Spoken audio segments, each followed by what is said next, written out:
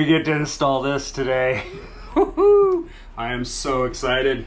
Before we do, you gotta make sure that you have your PPE, personal protective equipment. So first, safety glasses, gloves,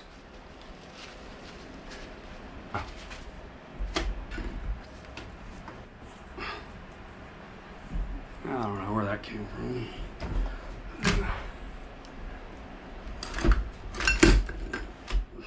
That's personal protection, but not the kind you need.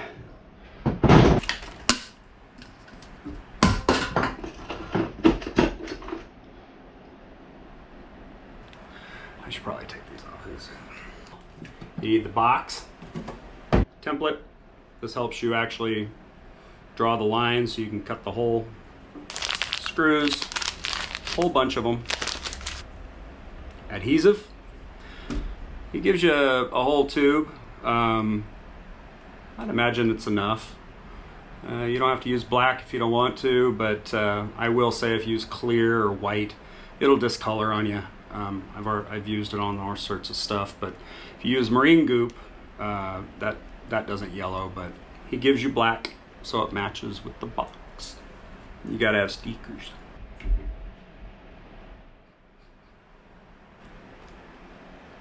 Huh.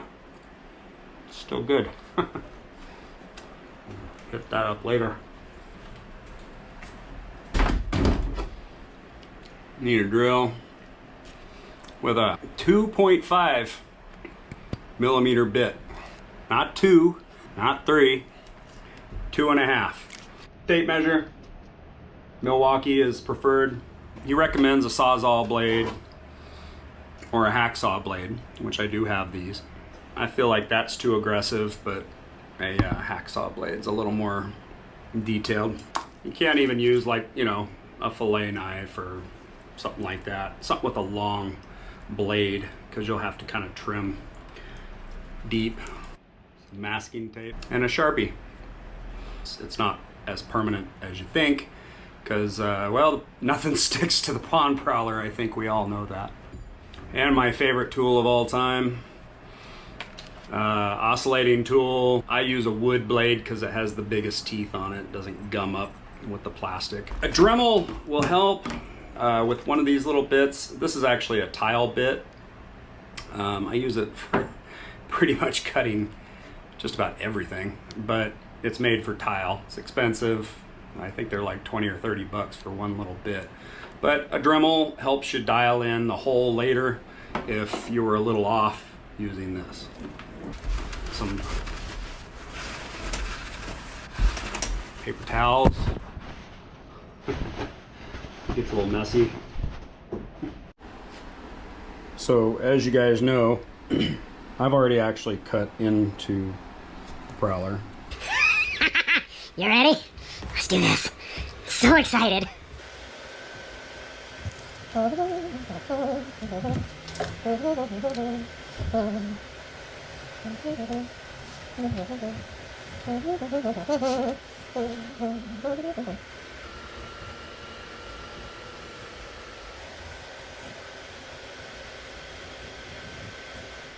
Make sure when you're tracing, you want it to really be what he intended for the cut to be. And so if you use a nice sharp sparky thing, pen, Sharpie, then you want to make sure that the line that you're making, it directly reflects the inside edge of this, because later on you want this, when you're putting it in there and you're sizing it up, you want it to be tight. You actually would benefit from it not wanting to go in. That's what the Dremel would be for. You don't want this to be loose. So really make sure that you don't cut past the outer thickness of the mark that you made. If you made some extra mark or something like this and you marked up your boat, that's all it can come off. So I put the tape here to just hold it in place. So I didn't have to worry about, you know, if I was over here tracing and holding it, that over here was moving. And so the whole thing's moving. So when you're doing this side here, this doesn't go all the way up against the plastic, and you don't really want to deviate it too much to touch the plastic down here. And so you just want to eyeball it straight down. So you're gonna save this template for the other side. Don't damage it.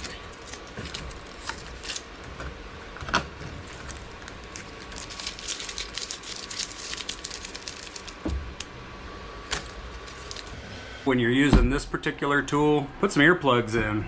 It's really not good for your hearing. You're gonna cut to the outside edge of that line. If you go just to the edge of that line, you're gonna be pretty much right on where that box wants to be. Antonio made that template perfectly. Trust the template and trust the process.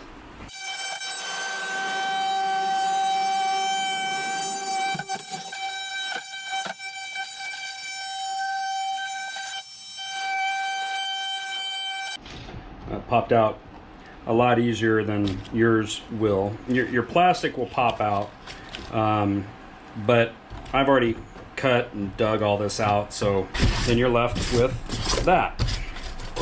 This here, I don't know, you'll have to decide what that is. That came out of there. So rewind. I was doing the editing on this video and I was like, why am I showing you guys a side that has all these modifications I've already done and not do the work on this side where, you know, besides this rod holder being stuck in there, pretty much undisturbed and gonna be what you guys are gonna be dealing with. Finding what foam is under here, you know, I'm not guessing. So I've already done the really annoying cutting with the loud tool, and I'm going to finish it and show you guys actually what you're gonna deal with in here, like I said, except for this. It's the best I could do, but I figured you guys would appreciate actually seeing inside an undisturbed gunnel of the Prowler. So now that I've done the initial cutting with that, I'm gonna go ahead and do it my way. You can use a hacksaw blade, you can use a sawzall blade. I just feel more comfortable with this.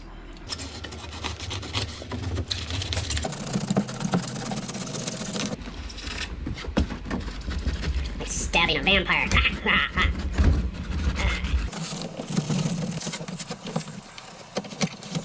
So here goes. So I do know that there's glue under here, so really this is gonna kind of get in my way just getting this off, but I know you can peel this off and it'll come off of the foam.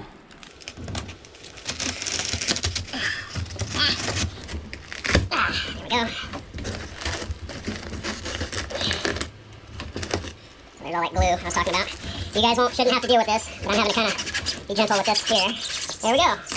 So, there's the glue I mentioned.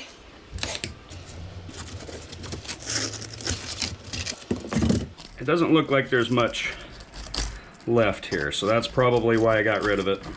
And it doesn't even seem like it's bearing a whole lot of weight. But you could retain this. Over here, there's nothing. There's pretty much nothing in this, and that's useless. Go ahead and scoop that out. I'm gonna show you guys something here.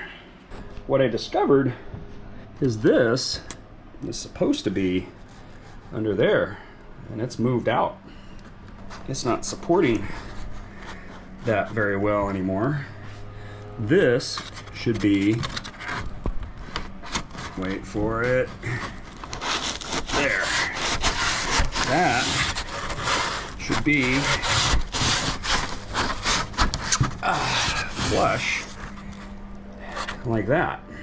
So this gives you an opportunity to go in here and check a design flaw, because this is a design flaw. It looks like the main pontoon float has moved over, and well, it's loose anyway. So I plan on making that more solid before I put the other one in. So that just gives you an idea of what's in there. I'm not sure what I'm gonna do about this, but it was nice to see that rail support had moved. So that was kind of concerning. I'm temporarily gonna use this chunk that I got from here, just till I'm able to figure something out. I'm gonna tuck that down in there till further notice. I run with an open hole anyway in the ocean, so I'm no stranger to big gaping holes. I'm glad I did that. Really opened up a whole can of worms on that other side that I have to deal with before I want to put that box in. I want that pontoon foam to be a little more stable and permanent before I put a box in there that's going to depend on sitting on that. I'm going to figure that out, not in this video, but you guys, I'm sure you guys can use your own ingenuity and figure something out. If you figured out how to deal with that, leave a comment. If you don't feel like making like a video on your own channel or something like that, let me know.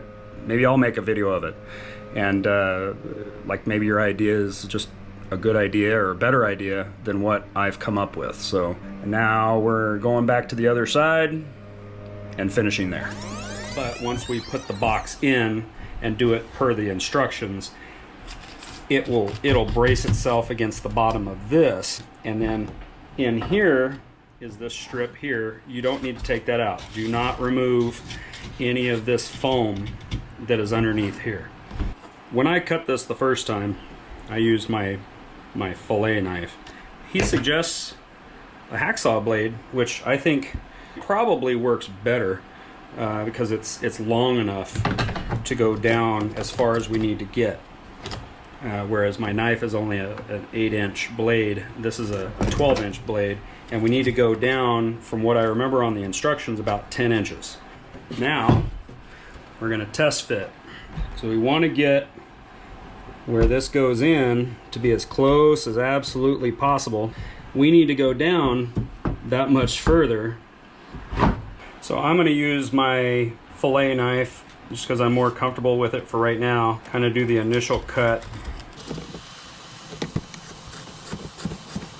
I'm cutting just a little bit narrower than this. Just give it a little tightness because I can always trim it off later.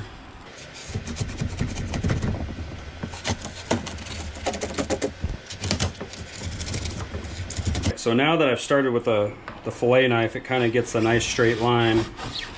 I'm just going to go in here, cut 10 inches down, which is exactly the outer depth of the box. The foam will support the box, just as this block of foam supported this. I'm going to mark this at 10 inches so I know what 10 inches is. And so you're going to go 10 inches down from the upper edge where it rests, not from here. Make sure you don't go 10 inches from here because this is lower than this. This is where the box will sit, is on these 3 edges right here. This part right here will be screwed in, but will be filled with silicone.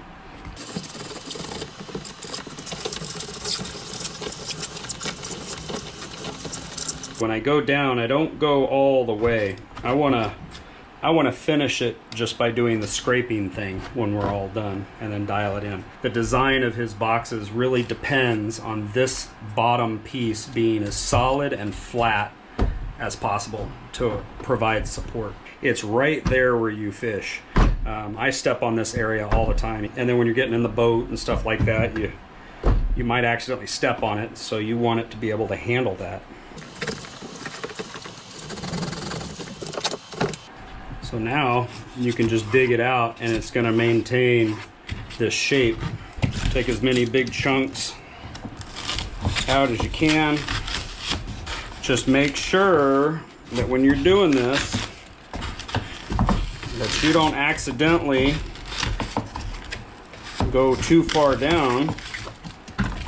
So as you get closer and closer to 10 inches, you want to clear it out like this, or you want to clear it out like this. The stuff's going to go everywhere. It's going to make a mess.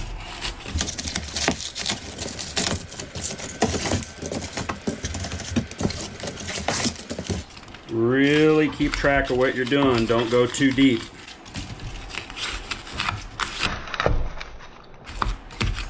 Once you get one side done and down to 10 inches, then you can kind of go this way from there.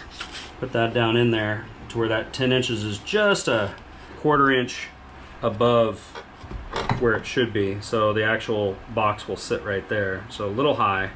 And then when you're digging in, kind of just follow the blade.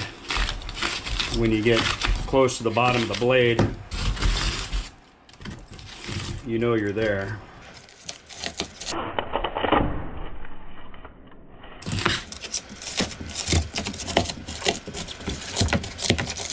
Take your time. It's tedious, but taking your time keeps you from making mistakes later. So here's where you want to slow down a little bit. You want to be a little more detailed. Keep an eye on your mark.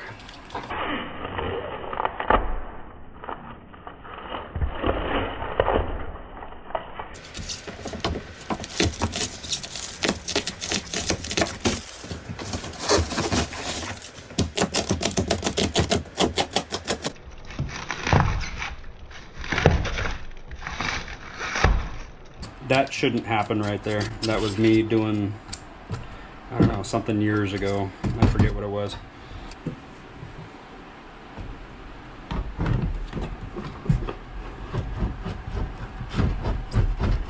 You want it tight like that.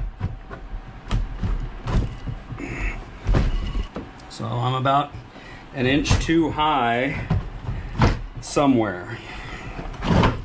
You can kind of feel high spots. Rub the back of your hand on the foam. Every time you rub your hand on the back of that foam, it takes that off. It's not very well stuck together. It's not like it's all bonded together. Or, you know, the scraper, you can kind of do that. You can go down pretty quick. So just keep doing that. Keep doing that. Get in the corners. Make sure the corners are clean.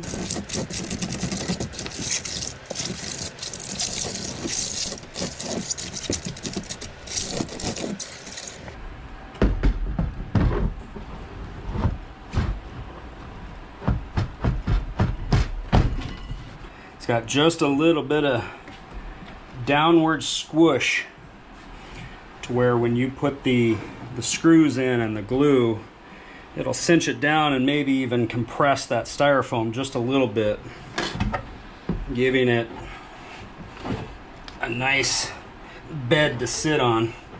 If for some reason you went too low, it's fixable. Nice and tight.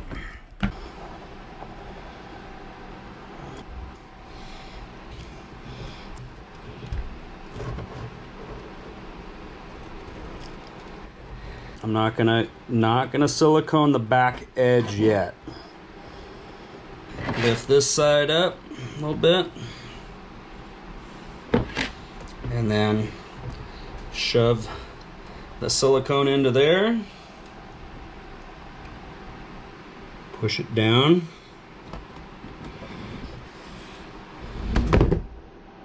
And then next, we'll put these screws in on the front.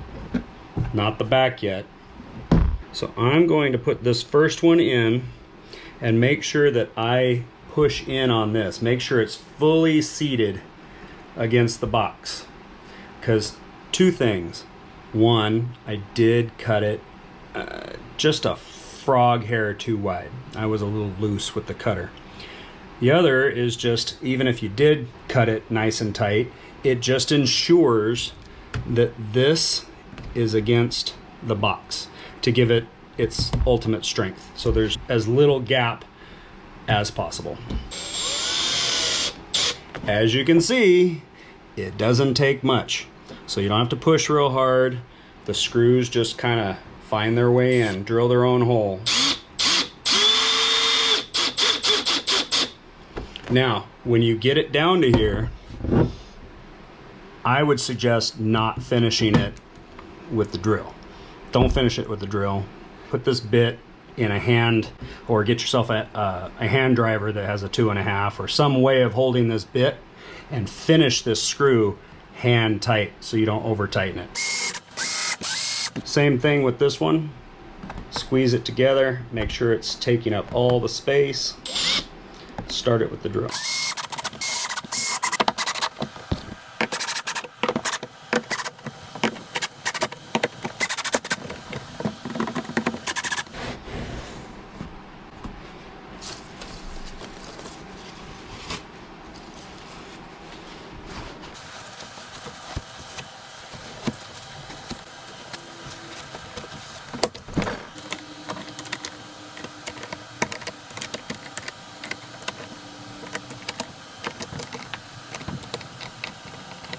I haven't done the back yet. I just want to show you to clean up. See all this? It's easy to clean up. Rubbing alcohol, put it on a rag, cleans right off.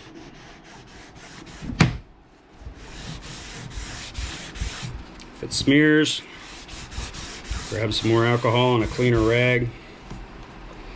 Do it again. Same thing here. I got a little bit on there. I was a little messy. Yeah, right there, a little bit of glue. This stuff is messy, but you have an out with the alcohol on there. See that little spot?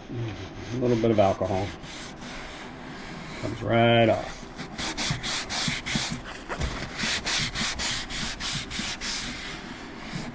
Nice and clean.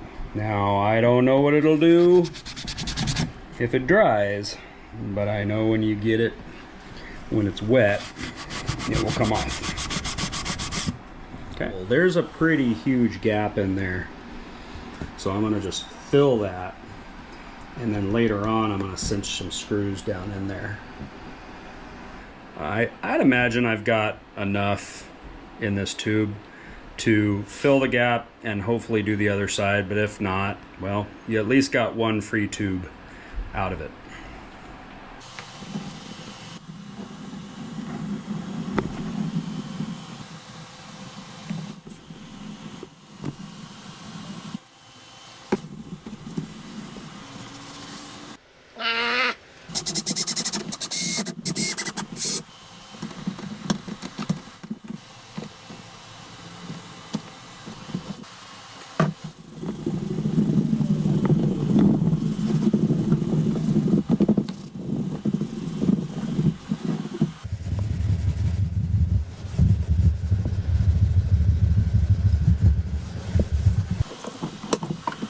It's all done.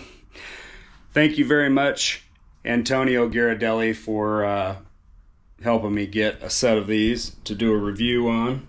These things are awesome.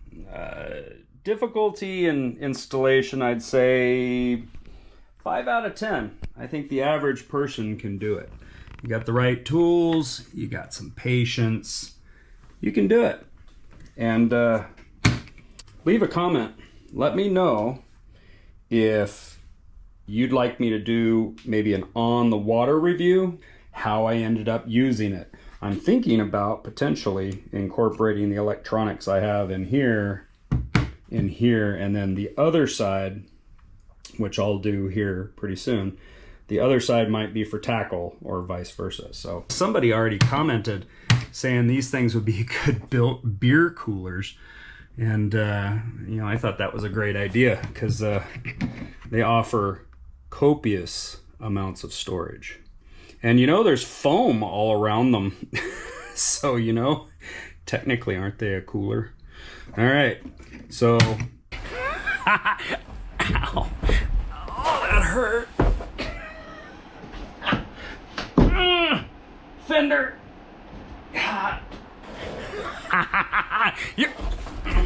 You ready? Let's do this. You ready? Let's do this. I'm so excited. Like, subscribe, all that stuff. And we'll see you on the next video.